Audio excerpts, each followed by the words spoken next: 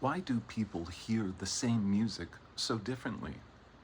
Why do we love the music that we love? I think it's obvious that we listen to music for emotional needs, stress regulation, or intellectual stimulation. But it's remarkable how subjective it is. The very same piece of music that is bliss to one person can be torture for another. Why? Music is perhaps the most abstract of the arts. It can be reduced to wavelength, frequency, amplitude, and time. Every piece of music ever created is simply a unique arrangement of these physical properties, each with its own sonic fingerprint. Yet none of those properties determines whether we experience the music as beautiful or boring, irritating or captivating. Music is also profoundly physical.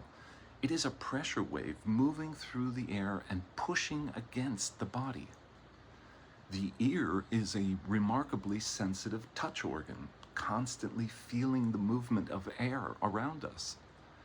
That physicality helps explain why music can motivate us to dance, calm us after a difficult day, energize us during exercise, or transport us back to another place and time through memory.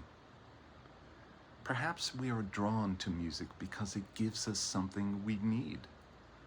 A dancer may seek rhythm.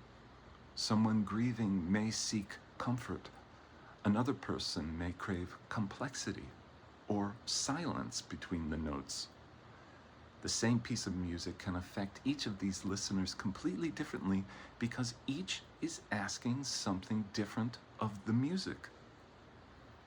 As a child, I became fascinated with listening itself.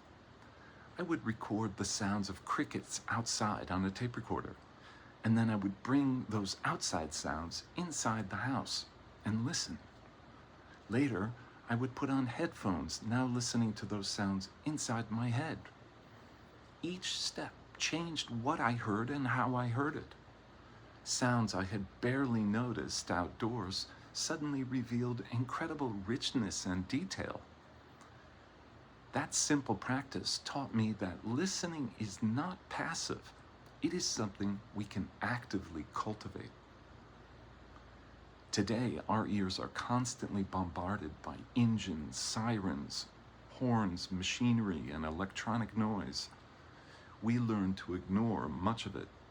Yet neuroscience tells us that noise affects us physically and psychologically, even if we're ignoring it.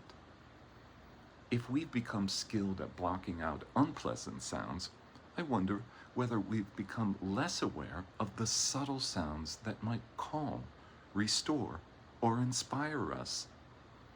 For me, deep listening has become a kind of meditation, an intentional practice of paying attention to the sounds that surround us and noticing what they are doing to us. In that sense, listening itself can be a form of therapy, one that costs nothing but our attention. Perhaps we ask each other the wrong question when we ask, "What kind of music do you like?"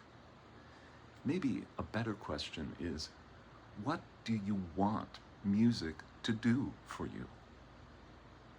That's a question worth thinking about. See you next time.